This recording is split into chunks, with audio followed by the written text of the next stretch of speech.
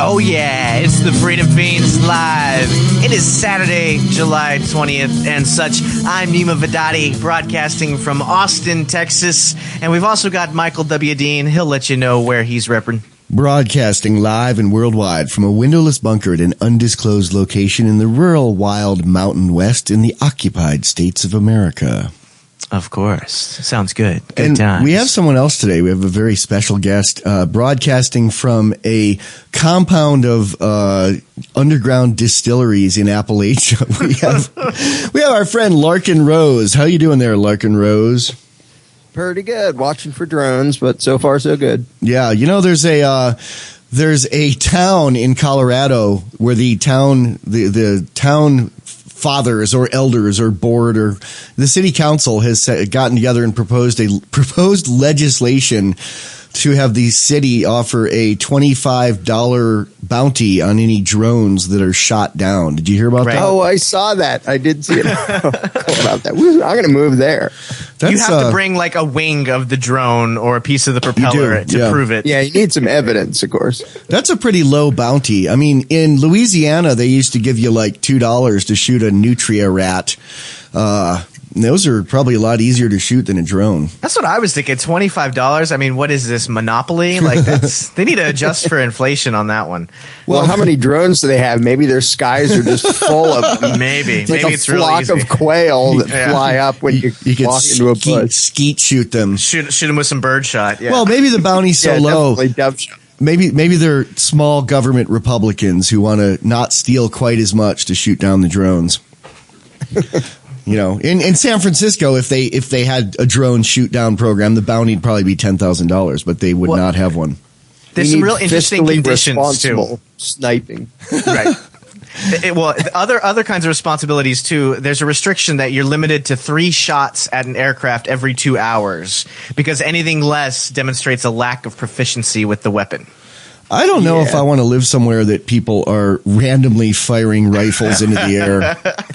I mean, you know, if they're smart, they'll use shotguns, and then it doesn't matter too much. Comes down, it's not going that bad. You know, to some people that sounds like a libertarian paradise, but you know what I say? If you want a libertarian paradise, move to Detroit, and we're going to talk about Detroit a little bit. I guess we didn't really introduce Larken Rose. Larken Rose is a Liberty superstar. His name is spelled Larkenrose if you want to go look him up. And his website is Larkenrose.com. And there you can go and see his feisty and hilarious and right on videos and see his books, including The Most Dangerous Superstition, and read about his interesting history, which does include spending a year in federal prison for, I don't know if it was tax evasion or tax evasion or just, I think it was tax. I don't like taxes. I think that was I didn't even get something as glorious as tax evasion, which is a felony. I got misdemeanor willful failure to file. In other words, I didn't send pieces of paper to the IRS, so they caged me for a year. What did you do in brief? And you didn't think you were not gonna maybe go to prison. You weren't one of these people who thinks if I use magic words, I'm immune and they can't see me. You actually were challenging something and willing to go to prison, right? Well, I mean, I was hoping to win. It wasn't a matter of, like, if people said, oh, you thought you'd get a fair day in court. No, I expect the judge to serve the people who appointed him and work for him, which is the control freaks. And I expect the prosecution to lie, cheat, and steal all they can. And they did. The reason I actually wanted it in the context of a criminal prosecution is because then 12 supposedly random chosen jury members make the final decision. And I thought, all I need is 1 out of 12 Americans to not be a complete moron, but didn't get it. Yeah, that's a losing bet. Sorry, Larken. That's weird. When people say America is the greatest country in the world and we still have liberty, and try going to court, man, if you think we still have liberty and things are great. Right. But from the beginning, I said, whether I win or lose, I want people to watch this. And I told people, don't do this. I'm not saying here's what you do and nothing bad will happen. I'm saying I'm putting myself in trouble on purpose because whether I win or lose, there will be a lot to learn about what your quote unquote government really like? And there was. And it would have been more fun to demonstrate that without sitting in a cage for a year. But, oh well. A lot of people told me that watching that fiasco, and I won't bother to get into the legal issue and all that. People can look that up. But a lot of people learned the hard way that the show they put on CNN and court TV, that isn't the reality. If you annoy the powers that be, all rules are out the window. What is the reality of being a political prisoner? I mean, that's what you were. What was going through your head for that year? Well, it's, I would like to be able to pretend that I'm a Zen master and was at peace. And I was pretty darn annoyed with, mostly with the 12 buffoons in the jury box, because the reason I was there was to tell them that they were being lied to and robbed. And so, again, the case wasn't anything about me. I didn't hide anything. I didn't lie about anything. And the government admitted that I was very open. I told them I was stopping filing, and I told them why, and I asked to meet with them. And again, it's a giant story that people can go look up if they want. But yeah, while inside, it was a little annoying thinking I basically put myself in a position where I was telling 12 people that your own government is defrauding you of a huge amount of money. And they decided, I think you should be caged for telling us that. Yeah, and which was a little annoying. La, la, la, I don't want to hear it. La, la, la, la, la, la. And if people go to look it up, I would recommend starting at larkenrose.com, LARKENROSE.com, because if you just search randomly on Google for Larken Rose tax prison or whatever, you're going to end up on some sites that are apologists for the government that not only say he was horrible, but also say, also lump him in with people who have very little to do with him, who are people who publish books on how to avoid paying taxes, who are, some of them are in prison now, still selling books on how to avoid paying taxes. Larken is not one of those people. He's not telling you how to pay taxes. He did a civil disobedience and ended up in jail, in prison. And if you want the whole ridiculous story and have a whole $5 to spare, the ebook of Kicking the Dragon, which is my book, it goes through the whole thing, the trial, the meetings, and it quotes what actually happened, as opposed to the extortion apologists out there who love to throw out any insults and condemnations against anybody who doesn't bow to the master and kiss the ring. So it was a giant ridiculous story. That a lot. I'm just glad a lot of people learned a lot from it. Which was, it would have been more fun to win and have them learn stuff from it, but oh well. Yeah. Well, do you think there's something to learn from Adam Kokesh's recent run-in? He was his home was raided by a SWAT team. Apparently, the tip-off for the SWAT team was this video he made of his, quote, armed march on D.C., which really wasn't that. It was more of loading a shotgun while standing up in front of the camera. I don't think he should have been jailed for it. But what do you think of that? Do you have any initial impressions? Is that going to teach people things? Well, it will teach different people different things depending on what assumptions they had going in. I mean, Adam, I've met Adam and talked to him a few times, and he obviously knows what he's doing. I'm sure he wasn't all that shocked that they went after him for doing that. And he initially it was going to be a march on Washington, and that was like postponed for a year. And then by himself, he went and did this video and somewhere between the Capitol and the White House or something. I'm not sure exactly where. So it was an act of civil disobedience. So he's, I think where he did it is a place called Freedom Plaza. Liberty Plaza. Liberty Plaza. It's literally halfway. It's equidistant, and that was specifically chosen, I believe. It's exactly. What are you doing acting like a free person in Liberty Plaza? So that's pretty funny. But so I always sort of back up and look at the overall thing of what will this look like to people? Not what actually happened and what was the intended message, but how will this be distorted and twisted and how will it be perceived? It was totally an act of civil disobedience. It wasn't anything violent. He wasn't like threatening people and running around shooting people. He did a little video and disobeyed their so-called gun laws, which oddly enough, the Supreme Court even threw out already. So it'll be interesting to see what happens with that. I think there's a divide, and I don't much care that there's a divide. I think, that's how it is. In this country, lots of people will say, oh, you broke the law, so they should throw you in a cage for 10 years or whatever. And lots of other people will say, yeah, that this law is stupid and this government is turning tyrannical, and yeah, go disobey, haha. So I think mostly what people will get out of it depends on what they already believed coming in. But I'm thrilled that it has gotten attention, and that, Fox News actually didn't completely condemn him and spin it, and had this little few-minute segment with him talking about it in prison, and actually represented what he thinks. Let's play that segment, Neema, and then we'll discuss it when we come back from the break. We have just enough time to play it before the break. And a caveat, this is a local Fox affiliate. It's My Fox DC, so it's not National Fox. But I think it got replayed a bit on National Fox and other in snippets out of context on other networks. Well, the local fellas did the work, and here's the work that they did. Yeah. A Fox 5 exclusive tonight. Anti-government activist Adam Kokesh denies any connection to the drugs that federal officers say they found in his home. But he admits the shotgun he loaded on Freedom Plaza in D.C.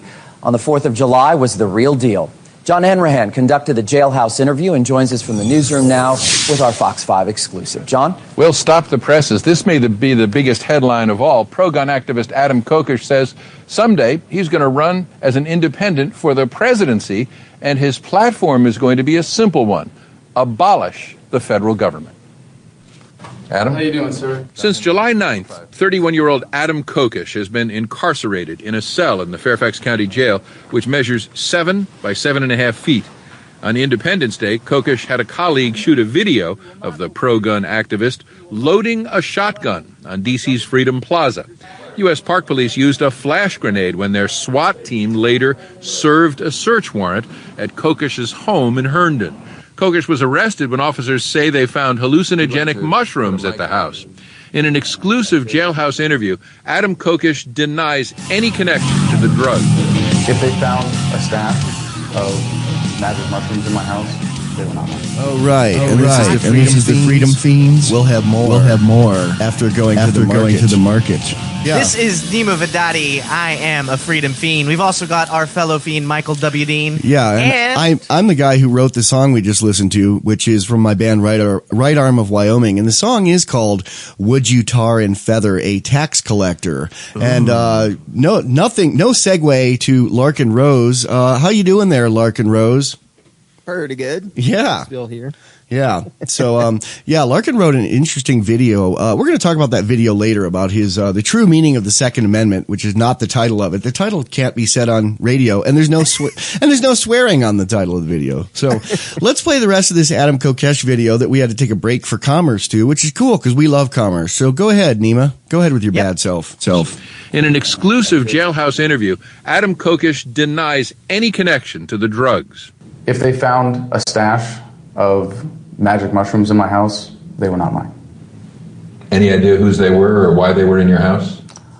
I'm pretty confident that whether or not they found anything, the full paper bags that they brought into my house would ensure that they would have charges to bring against me. Are you implying that those drugs were planted? Yes. Kokesh, who's been arrested several times by U.S. Park Police, says that agency has a vendetta against him. He believes the evidence in the drug case is weak. Federal officers have now filed a weapons charge against Kokesh for wielding the shotgun on the 4th of July. Was it a real shotgun, and were they really shells going into it in the video you posted? Yes. You did know that was illegal in D.C. It's called civil disobedience. Adam Kokesh believes the Second Amendment to the Constitution will provide him a successful defense against the D.C. gun charge. The former U.S. Marine who served in Iraq plans to bring his anti-government views before voters. Are you running for president? Yes, sir, in 2020 on the platform of an orderly dissolution of the United States federal government. Why is that a good idea? Why is having the federal government a good idea at this point? Adam Kokesh believes the U.S. military is more harmful than helpful to American security, and the government as a whole has burdened its citizenry with debt. Adam Kokesh is 70% disabled from his military service. He says he lives on that money. His supporters, through their anti-government website, are asking people to send money for bail and send money to hire a lawyer. But for now, the future presidential candidate, Adam Kokesh, is residing in the Fairfax County Jail. Will? Yeah. Huh. Interesting tag there. I had no idea that Kokesh was getting disability money from the military. Did you? Yeah, and people criticize him for that, and I think that's stupid. I mean, that's like people criticizing Mike V for getting Social Security when he paid into it his whole life, and I'm not even going to go there. But that was interesting news. I liked it. It was well-produced news, especially in that was a TV piece, and it totally worked on radio. It was kind of like an NPR-type production of it, the way it told the whole story with radio, which makes me wonder why TV is even necessary anymore. It's not. Should just go to radio. Larkin? Yeah. Yes. The thing that, I always watch these things, from the vantage point of a propagandist, like, well, what are they trying to persuade people of that they're not saying? And I was actually pretty amazed by how accurately they portrayed what Adam believes in and what he's saying and what he's doing. Because usually, they take their opponents and twist it into something different and take things out of context, and which, I'm sure plenty of other people are doing. The one thing I did notice is they kept using the term anti-government. And I think it's sort of funny because that's even a lot of people who say they believe in freedom are scared to death of that label. Let me be on the record saying I am absolutely 100% anti-government in every way, shape, and form. And people, I think it's slowly wearing away. Like, it used to be that people would say, we need less this and more freedom and that. Are you anti-government? No, I'm not at all anti-government. I'm just for a government that don't know. Well, I'm looking out the window for the drones right now with you saying this, but go on. And the thing is, I think the important thing is to have people understand why good people have to be anti-government. And why good people should be enemies of the state, which is another way I describe myself. I'm totally an enemy of the state because the state is always the enemy of morality and justice. It's not that I just decided to pick a fight or want to go attack somebody. I don't want to attack anybody. I want people to not attack me. And the state, by its nature, always attacks innocent people. That's kind of the weird conundrum of saying one is anti-government, because people instantly assume it means you want to take up arms and hurt people and destroy things, and it doesn't. I don't like polka music, but I'm not going out to destroy it. I want polka music to leave me alone. Right, exactly.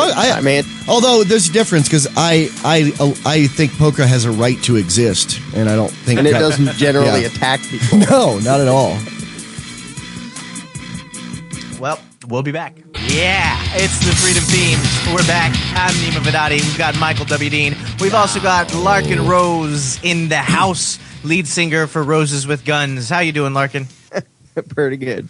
Yeah, and we're going to do some clarifying here, and it's not backpedaling and it's not apologist. I just want to be really clear about some things. I'm more worried about losing stations than I am about getting my door kicked in. I accept that it's an inevitability that we'll get our door kicked in at some point. So I do want to point out, Larken Rose is a family man. He and his family, he's a good man, and he's a good husband and father and a peaceful man, and he even plays music with his family. They are like the libertarian Partridge family, sort of the anarcho-capitalist Partridge family. But I want to be really clear about the anti-government statement. I mean, people hear that and they think it means you want to blow stuff up and kill people. It does not. I mean, I think a weird analogy would be being anti-abortion doesn't mean you want to kill people who do abortions. For most people, I mean, there are exceptions, and there are people who've been anti-government in the distant past or in the past who've done violent things. But are you a violent person, Larken? No. In fact, the reason that I'm anti-government is that I oppose the initiation of violence. And every government in the history of the world has initiated violence against innocent people. And it's, in theory, somebody could be opposed to government because they want to run around hurting people and they don't want cops to stop them. But of the thousands of anarchists I know, none of them are anarchists because of that reason. All of them are anarchists precisely because they recognize that government is inherently violent. It doesn't, the laws and taxes it makes up are all threats. You have to do this, you're not allowed to do this, and give us your money or we hurt you. And so the reason, it's sort of funny that so many people have been trained to be scared of anarchists, even though they're literally the only group of people in the world who oppose initiating violence against you. Every person in the world, everyone listening out there, everyone not listening out there, I don't want anyone in the world to take one penny from you without your consent, whether they call it taxes or anything else. I don't want them to ever initiate violence against you. You can do anything you want except attack somebody else, in which case they have the right to defend themselves. But being an anarchist doesn't mean I want to go blow up buildings or overthrow the government. I want people to understand that what humanity should be is a group of people voluntarily acting, a group of equals, no masters, no slaves, and nobody pretending to have the right to rule. And so it's so strange to me that the only group that is truly tolerant of other people, the only group that says, leave everybody alone. If they're not attacking you, don't attack them by government or anything else. They're characterized as this scary, violent bunch of people, and they are literally the only people in the world who believe in real peace and justice and morality. Now, a lot of statists will come back at that with something like, well, if you didn't have a government, then you would just have the richest, most powerful people. They would just start controlling you anyway, and then you would still have yourself being aggressed against, and the corporations would run the world, and it'd be the same thing. I don't buy that, but let's hear your debunking of it. Yeah, well, first of all, it's sort of funny because really what their argument is if we did away with government, we would end up with government. Like, really? That's the worst case scenario. But the people who argue that hugely underestimate the factor that people's perception plays. And I use the example, if China decided to invade and inflict on us exactly what the U.S. Congress does now, they would never get away with it.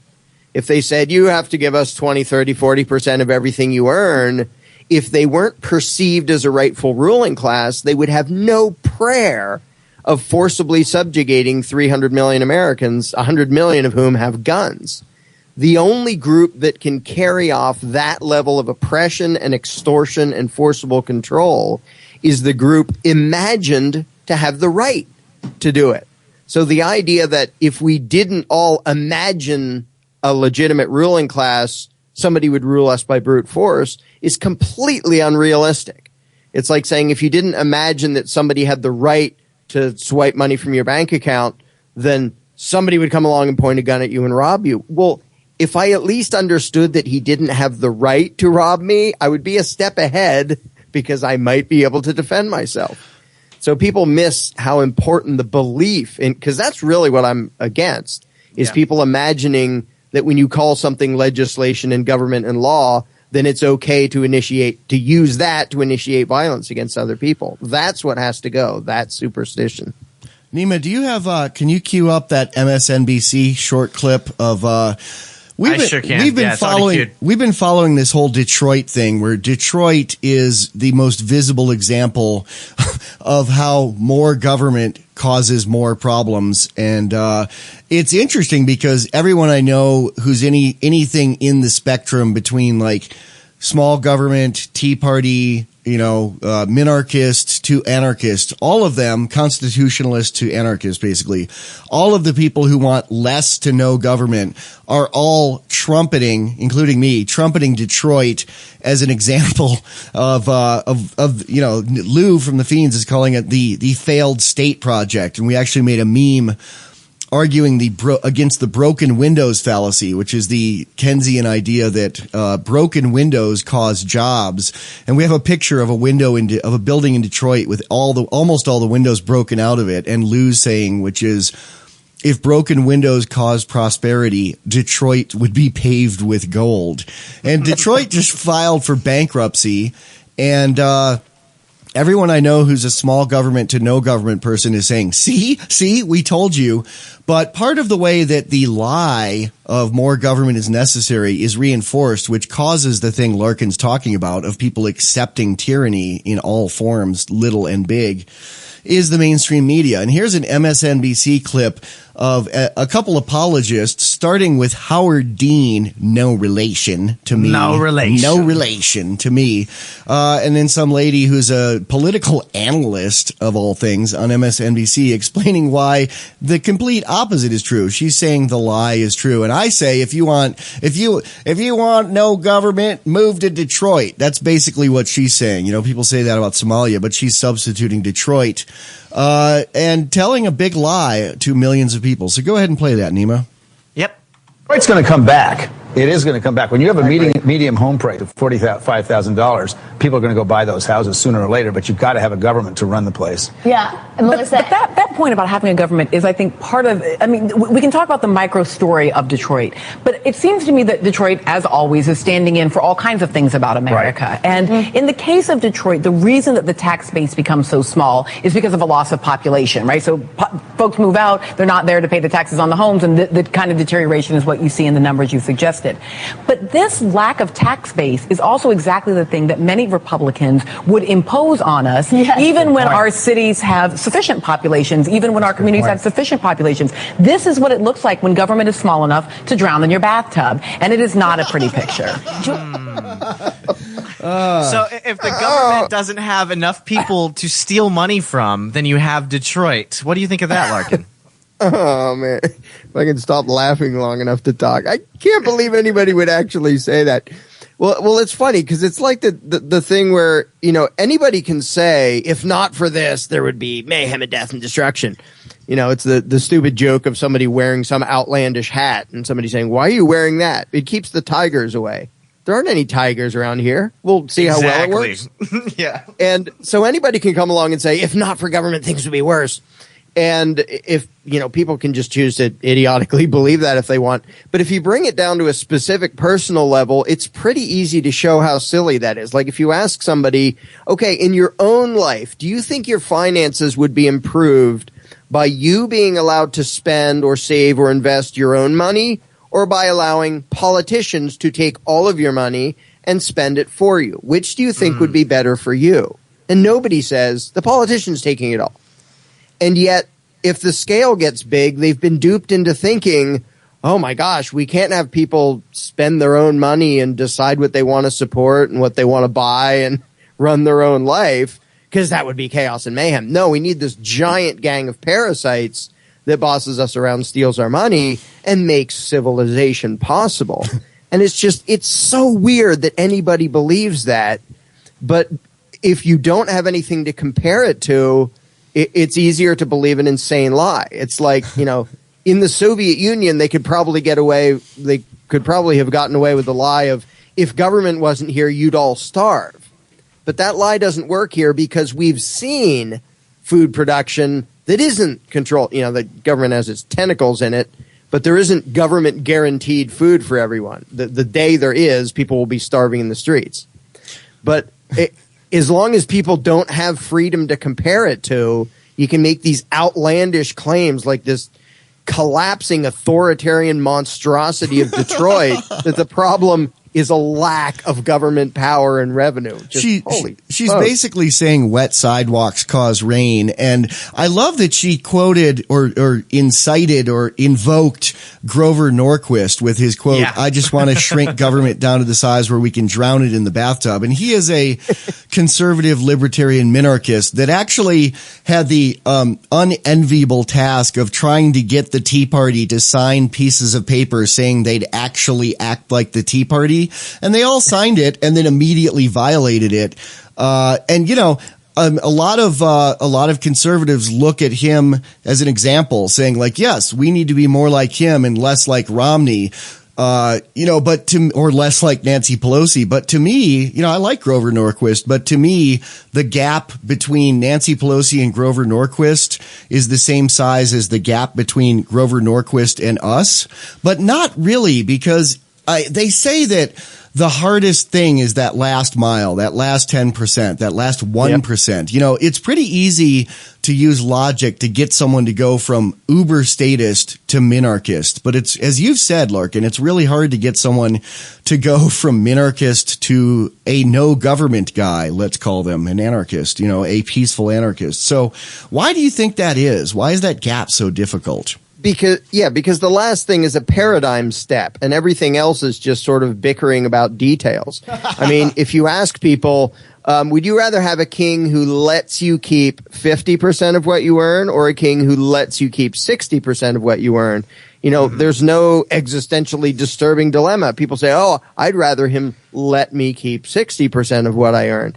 All political action is begging the masters to give us permission to be a little bit more free or to keep a little bit more of our money or whatever we're begging for.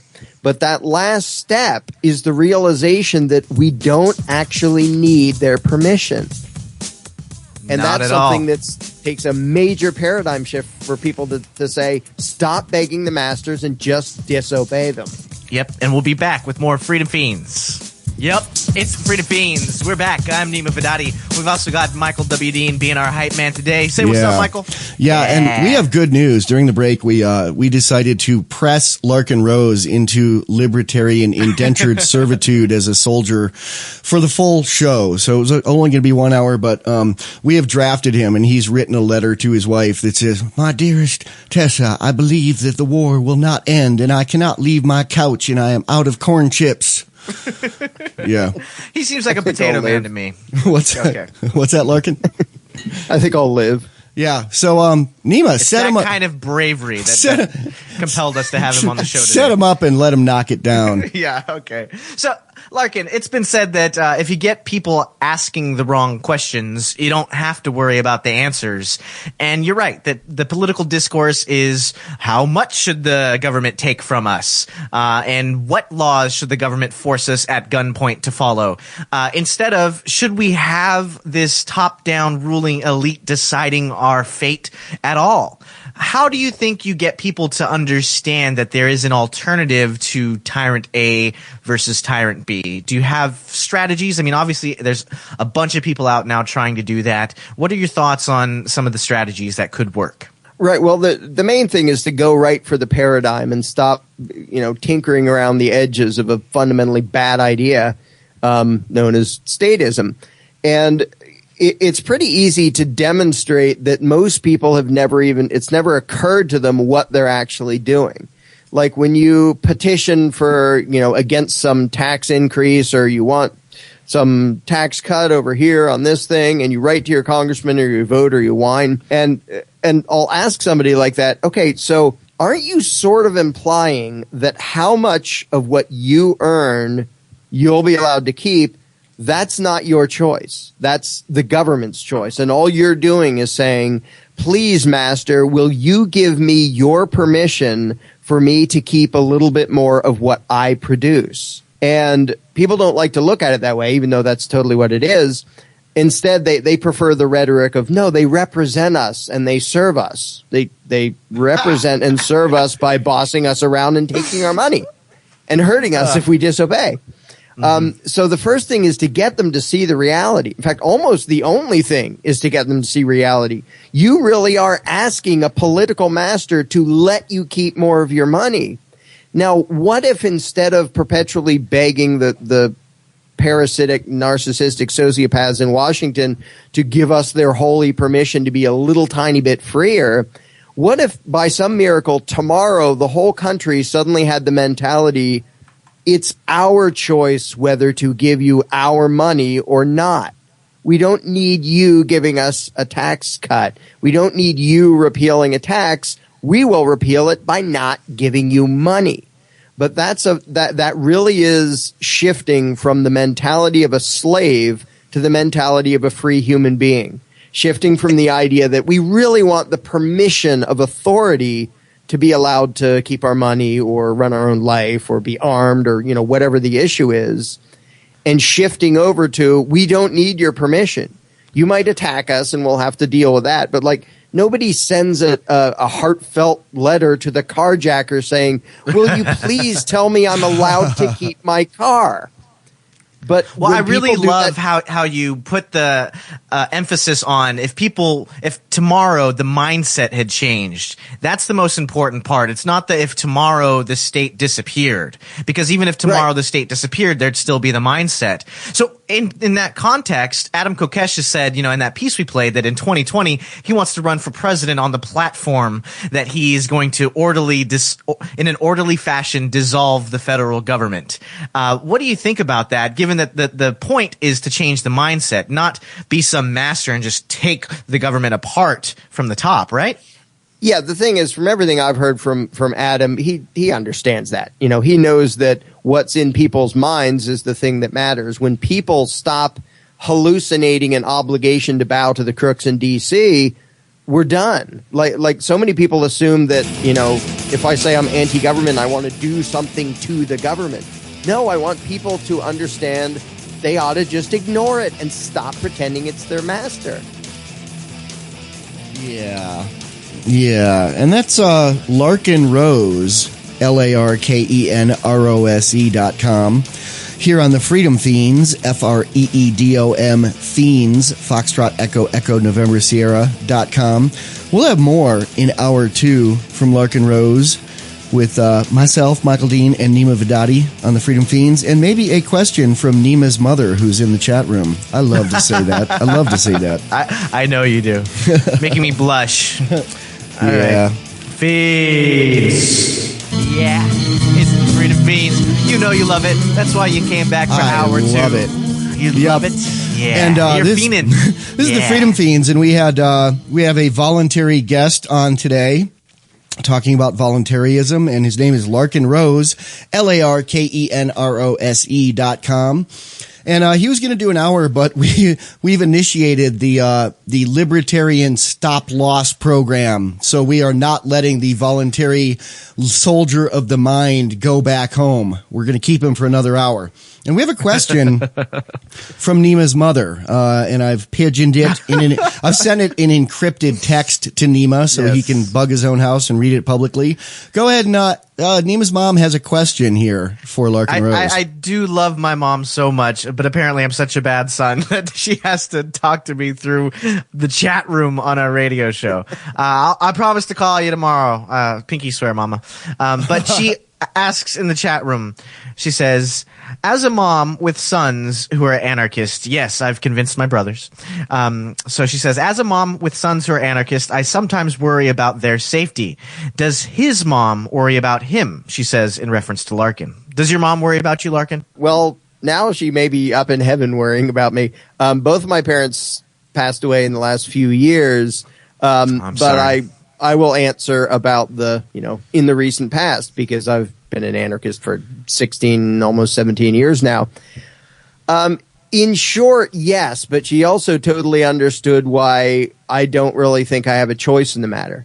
If the choices are put myself at risk by trying to do whatever I can to drag the world in the direction of morality and justice, if that's one choice, and the other choice is to quietly sit here while the world crashes into a totalitarian disaster, I'm less worried about the former. And I've also discovered myself that I can't not do this. Like, I can't even make me shut up. If somebody shoots me, that'll make me shut up. Short of that, then forget it. And so, yeah, my parents were very understanding. I will quick relate this thing that I wasn't there to see it. I got it secondhand. They both understood, and I was nudging them, and they were around 80 each when they passed away. My dad passed away about a year before my mom. And the funniest thing I ever heard was my mom describing to me how there was some caller, because they used to be big Republicans, and some caller asking for donations or something. And my dad answered the phone and like, well, don't you support whatever the candidate is? Well, no, not really. Well, aren't you with this? And well, what are you politically? And my dad said, I'm an anarchist. And there was dead silence. And then the guy hung up. So I was so thrilled to hear that he identified himself as an anarchist. Aww. So, yeah, but to get to the question, it's a serious question because there are real threats because people in power like to hang on to power and they like to do nasty things. I think actually when somebody gets enough well known, I'm not exactly world famous, but you get to a point where enough people are paying attention that it seeks to be worth it for the control freaks to just knock somebody off. It just looks a little too suspicious. So I think there's actually more to be worried about if somebody is a little tiny bit vocal about it. I think our canary in a coal mine is Alex Jones.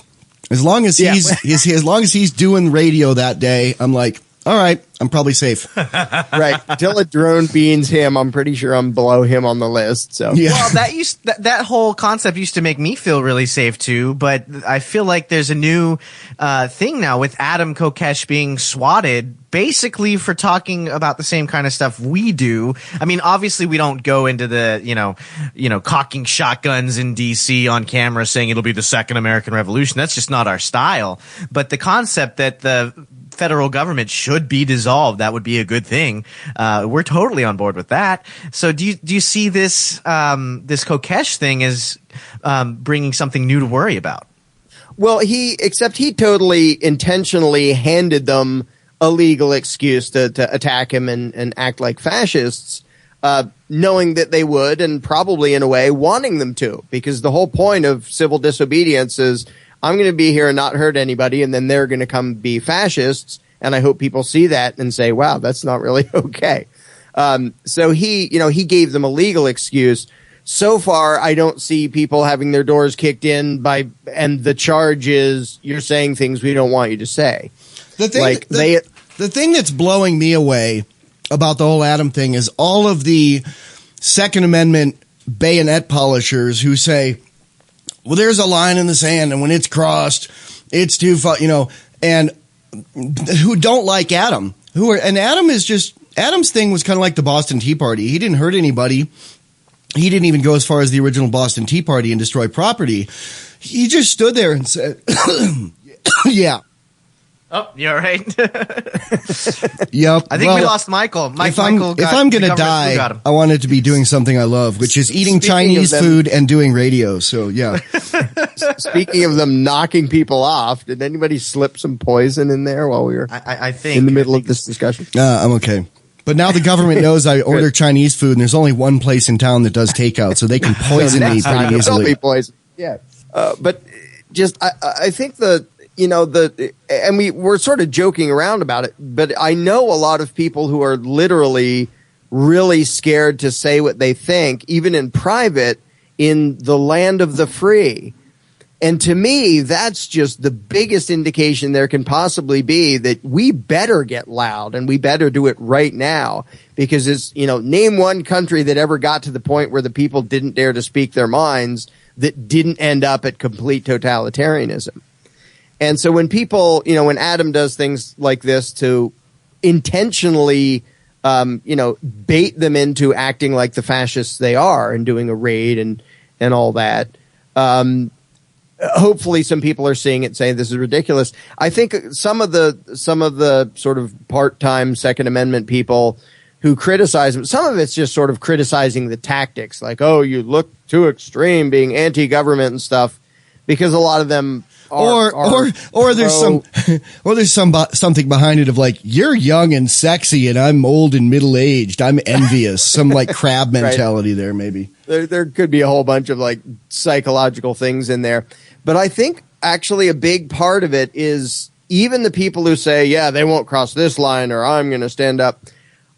I think a lot of people who say that aren't even really sure inside their own heads, because if somebody really believes in authority and takes pride in being a law-abiding taxpayer, in other words, they take pride in obeying politicians and handing over money to them, there is a big psychological hurdle. And I won't explain the whole thing, but one of the best things people can read about this is the experiments done by Stanley Milgram, which can be found in his book, Obedience to Authority. The truth of the matter is most Americans do not have the spine to do what they know is right if a perceived authority is telling them to do something else. And I think that's probably true of a lot of people who claim to be Second Amendment supporters. So it makes them uncomfortable to even hear somebody say, they can be perfectly comfortable with people saying, let's petition our congressman and whine for this or that legislation, because that's within the game you're allowed to think about. But to hear people say, let's disobey, is completely outside of that paradigm. It's into the paradigm of they are no longer our rightful lords and masters, and we don't have an obligation to do what they say. And I think the problem is literally most people don't even dare to think about that. And it comes out in the way they talk and the way they act.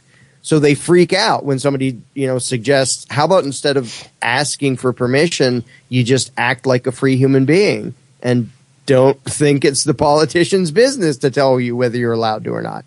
A really good example, I think, is I would say that most people I've met who own scary black rifles or so-called assault rifles, military pattern, semi-auto, removable magazine, weapons of war. They can be used as weapons of war.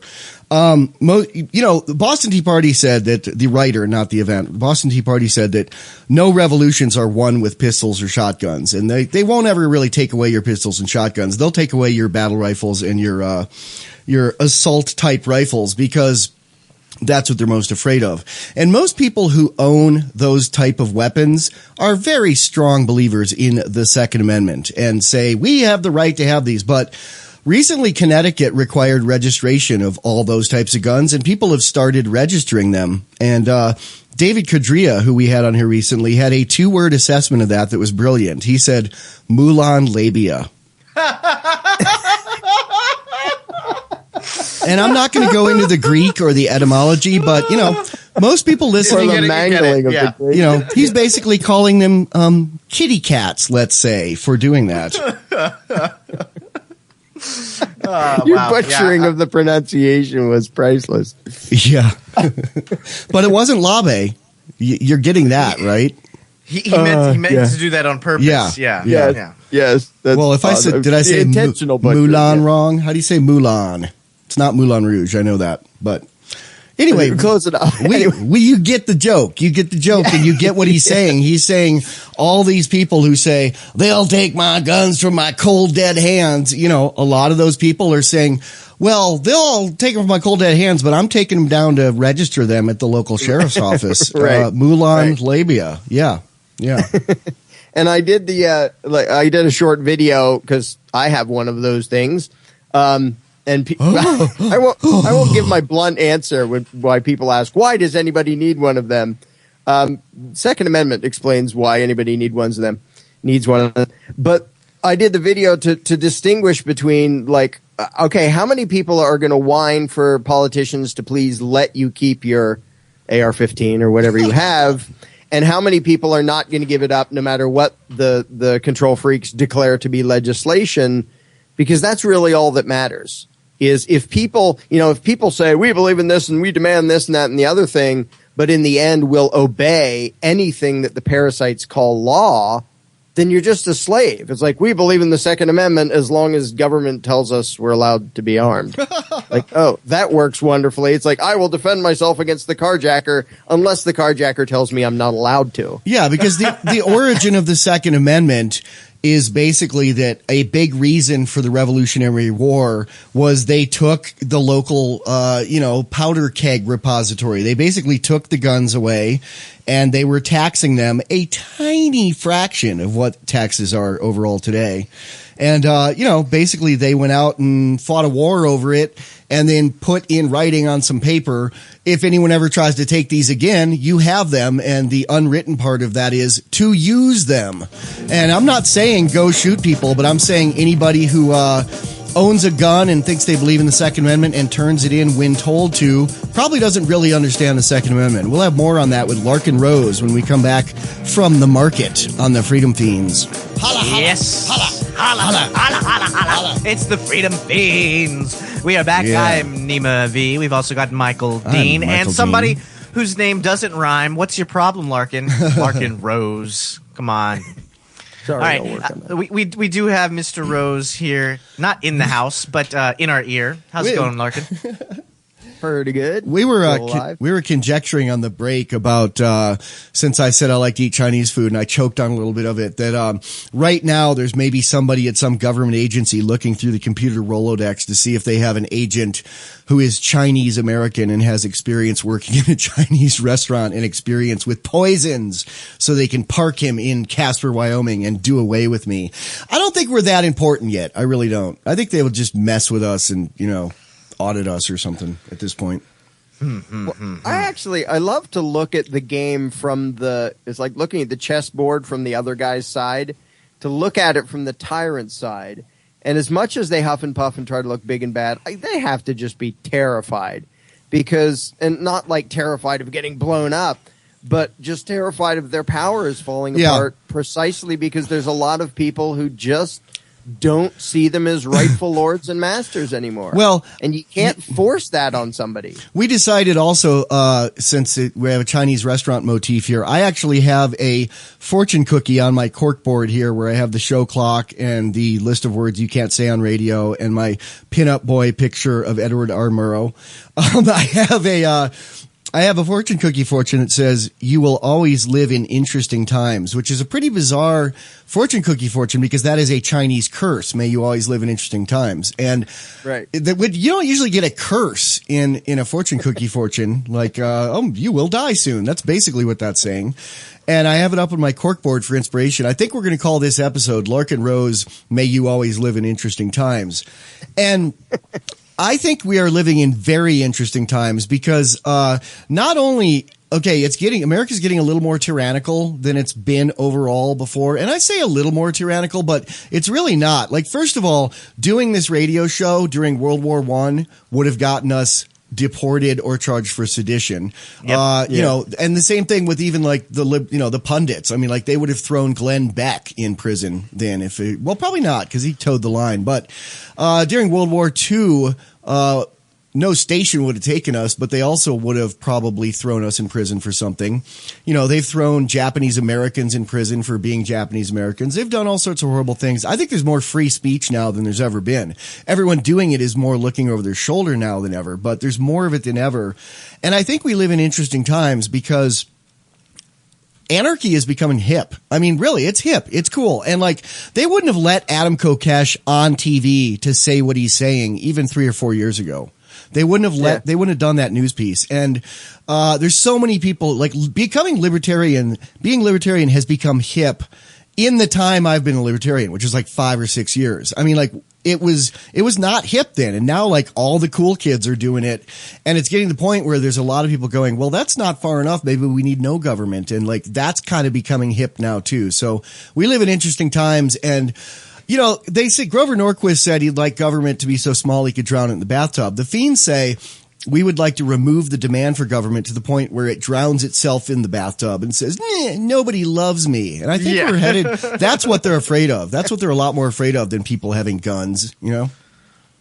And the mental issue, the battle of philosophy and ideas is the only one that matters, because if if a few people understand concepts of self-ownership and the non-aggression principle, then the control freaks will probably send out some mindless mercenaries to attack them or drone them or whatever. But as it spreads, literally picture what happens if everybody in the country except the politicians realizes you're not really helping us and you don't really have the right to rule us and we don't owe you allegiance or any money. So, like, what happens? Or even a large minority. Right. But if it's everybody, I would start with the everybody and say, if Congress says smite them, they look around, there's nobody to do any smiting because even their enforcers are lied to. That's why they're working on RoboCops. Right. But it's funny because now they're condemning their own soldiers as potential terrorists. Veterans we're worried about them and their own mercenaries, and I know they have to be scared of their military because there's a lot of people in the military that remember that they swore an oath to uphold the Constitution, and they know who is the biggest threat to the Constitution. Think about the fact that the Department of Homeland Security has labeled oath keepers as potential terrorists. And the oath keepers are people who remind cops and soldiers to honor the constitutional oath they took. That is literally considered, you got to watch that guy now. Interesting times on the Freedom Feens, and we'll be back after this trip to the market. All right, we're back on Freedom Feens Live. It is Saturday, July 20th, 2013, and we've got Larken Rose with us.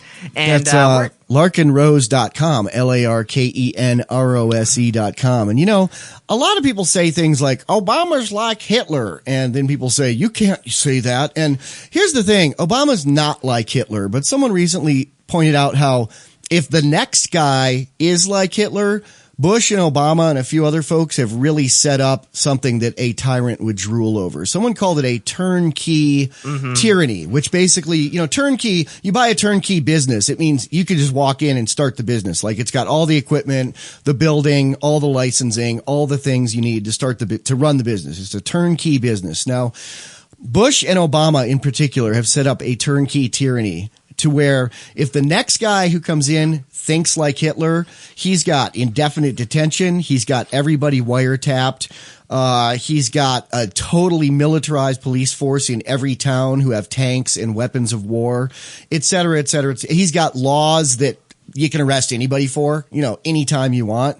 He's got a jury system set up that you can convict anyone, whether they did it or not. Well, so it sounds like we're already at tyranny if we have all those things. Yeah, but we're still running around like, lovely. you know, free range tax slaves. So Larken did a video that cannot be named. We call it the video that cannot be named on radio, even though there's no cussing in the video or the title. We just can't say it. We can't say it. But it is basically about the when should people resist tyranny to save themselves from the gulags and being shot in the back of the head and thrown into a mass grave. So talk a little about that, Larken. The point of the video that cannot be named, and the point of having a title that cannot be named, was to make people freak out and watch it, and just to start people thinking in a direction that the mainstream media will never have them thinking in, and the political system and the pundits and them. Well, didn't Glenn Beck call you a terrorist or something like that? Not quite, but somebody printed out a flyer of the article, and he was saying this is the dangerous stuff that's out there, and of course, he didn't tell people how to find it or actually read the article. Yeah, and someone was handing it out at an Occupy Wall Street thing to try to educate the Occupy Wall Street people, and he thought it came from Occupy Wall Street, right? And said that's why they're so he bad. Was blaming them, and I still don't even know who did it. Not that I care. It was down in Phoenix, actually. It was Occupy Phoenix thing. But the point of the article, and later it was made into a video, which can be found on my YouTube channel, is just to ask people the uncomfortable questions. See, people are perfectly comfortable with the utterly pointless debate of what would you like to ask your masters to allow you to do. And like, oh, wow, I would like to ask them to let me keep more of my money and let me be armed and let me run my own business and let me maybe have a lemonade stand with my kids and radical things like that. And that whole debate, you know, if you look in history at all the tyrannies, there were lots of people trying to vote against them and petition against them and speak out against them. But when it came right down to it, what did that accomplish? Nothing. Well, like, wasn't Hitler democratically elected and like legally elected, and, you know, everything he did was by the law because he kept changing the law? Yeah, it was actually slightly indirect. He wasn't directly elected, but the Nazis were elected into power, and then they appointed him as. And yeah, it was all legal. And for people who don't know, look it up in the constitutions of the Soviet Union and Red China and North Korea. Yes, they all have the right to vote. They have the right to vote. They have the right to free speech in some of those countries in their documents. Yeah, they have their equivalent of their Bill of Rights, and it sounds a lot like ours, and fat lot of good it did for them. But the thing is, so this video that cannot be named, the whole point is basically to ask people. It's not even telling them much of anything. It's ask people, at what point will you actually disobey? Is there a point?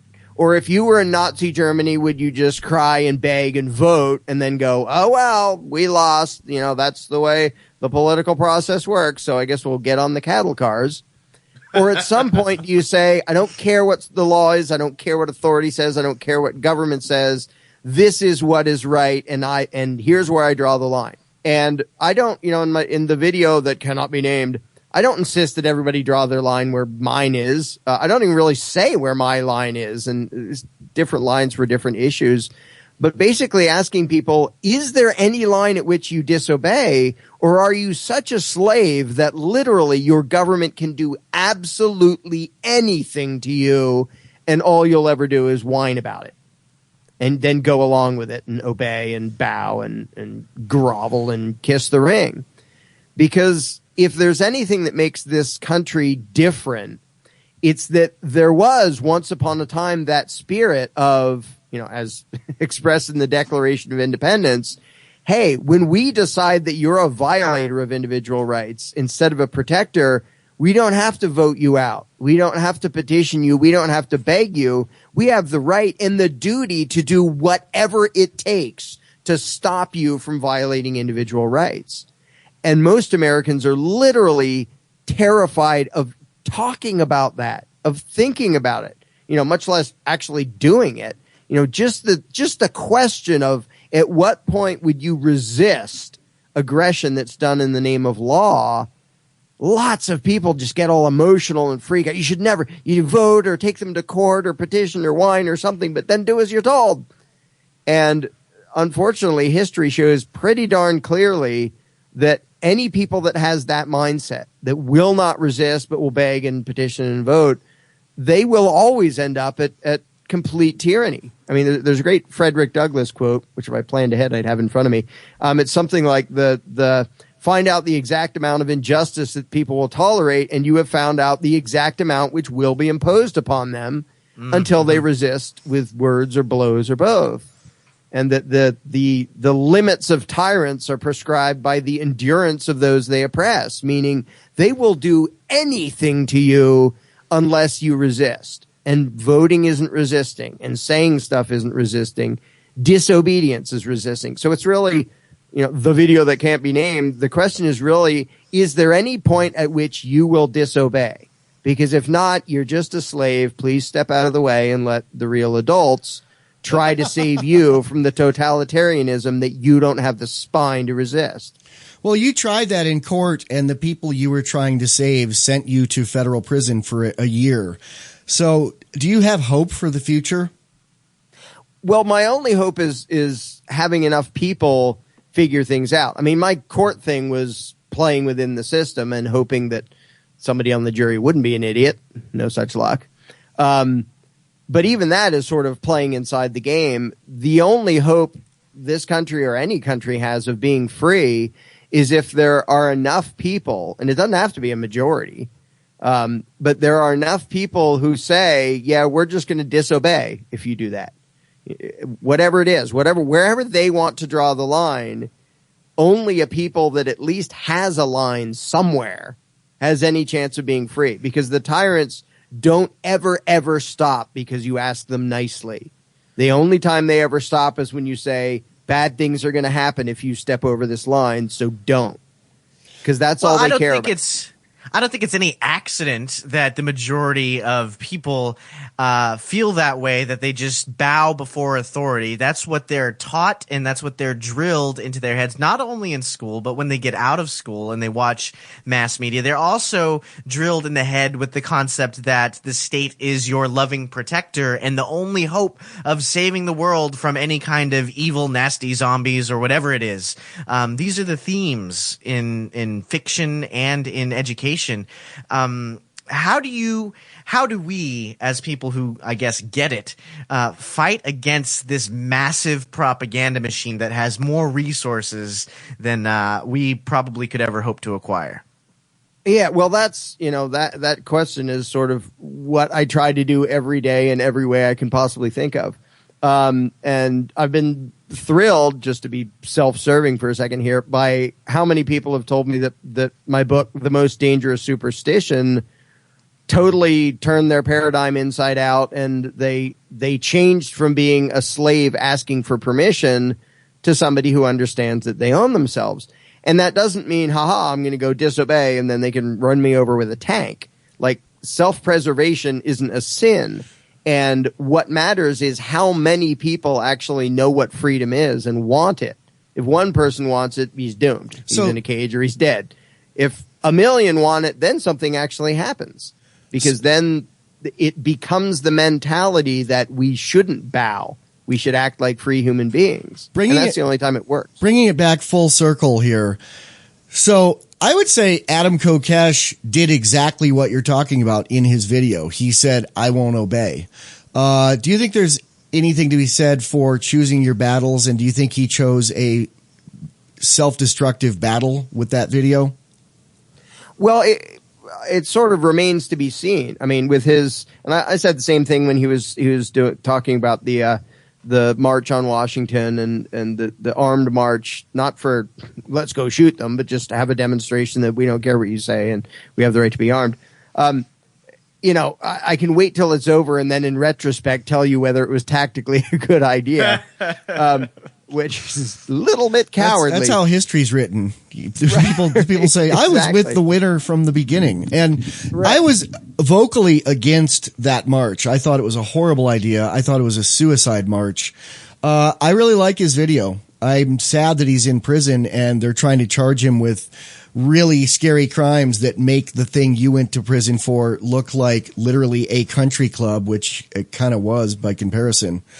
Yeah. Wait, isn't he out, or was he just about to get out? I think he's out on bond. But it's something like he can't be around people who have guns, and since he can't go home because his roommates have guns, the judge said you can go stay in a local homeless shelter, which seems like shaming to me. Yeah. I think he's out temporarily, but they're trying to charge him with federal gun charges, and DC is a weird no man's land that's even different and harder core than federal.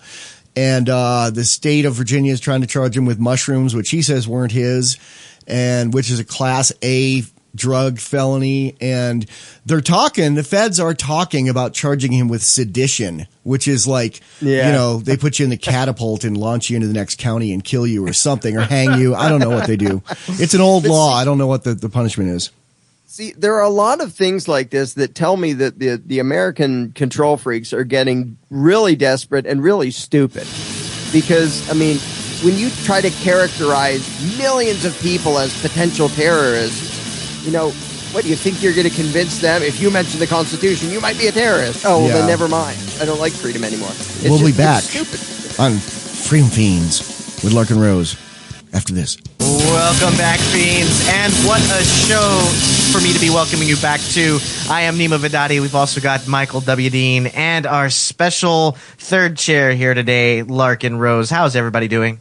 I'm good. I thought of something over the break. I was thinking that since free speech is such a variable line these days of what you can say and can't say, which is really the sign of they are terrified of free speech, I think that we should come up with a product that we sell or give away for radio hosts that's like the government threat meter, like Stan Smith has on his refrigerator in American Dad, that is the level of threat the government has against the people that day. So you can moderate your words on radio of, let's say, okay, the government threat level today against us is orange, so the video will not be named, but we'll talk about it. So go ahead, Larken, tie it up in a pretty bow and send us home.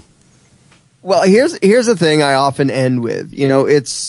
We've in this country for a couple of 100 years, we've had the game of politics and we've had the game of elections and people speaking out and voting and petitioning and doing that. And whether you're Democrat or Republican or whatever else, it's pretty clear that we've been going downhill pretty much for 200 years in a row. And the thing is, it's so easy and it's so tempting for everybody, including me, to want to look out at the world and say, that guy, it's his fault, and that guy over there, it's his fault, and those people, they believe the wrong thing, and to always say everything wrong with the world is somebody else's fault. If we just had the government I wanted, if I was in charge, everything would be great, but all these stupid people are ruining it. And that's a lot more fun, although completely useless, is a lot more fun than backing up and saying, well, what do I actually believe in, and what am I condoning, and what am I actually achieving? And so what I would suggest to people, which is really uncomfortable, is question your own assumptions and your own belief system. Because in the end, the only thing that actually matters is what is between your ears and between the ears of 300 million other Americans, or between the ears of 7 billion human beings on the planet. Because so much of the problem is not in Washington. And when I say that, I don't mean there aren't corrupt, lying, crooked psychos in Washington. There are plenty of them. But all of their power comes from us. And I don't just mean in paying taxes. I mean in the rest of us imagining that it's legitimate, imagining that we should go along with it, imagining an obligation to obey. And if you look at all the, you use the example of nasty tyrants in history, Hitler and Stalin and Mao. The only reason we know their names is not because of them on their own. It's because each of them had millions of people who perceived those individual tyrants as authority. Adolf Hitler did not by himself kill millions of people. He had law-abiding taxpayers fund the monster that did it for him. He had law enforcers obeying orders and doing as they're told, doing it for him. And here's the most uncomfortable part. Most of them were good people. The problem was not that they were all malicious and evil and nasty. The problem was they believed so thoroughly in authority that when a perceived authority told them to go do evil stuff, they literally thought, well, it's the law. I have no choice. I got to do what I'm told. I might vote, I might petition, I might object. But in the end, you got to do as you're told. And I'm telling you, the world will never improve. Nothing will prevent tyranny except people coming to the realization you have to not do as you are told when your own moral code and your own judgment tells you that what you are told is wrong. We don't need millions of Americans saying, we don't like this war, please stop.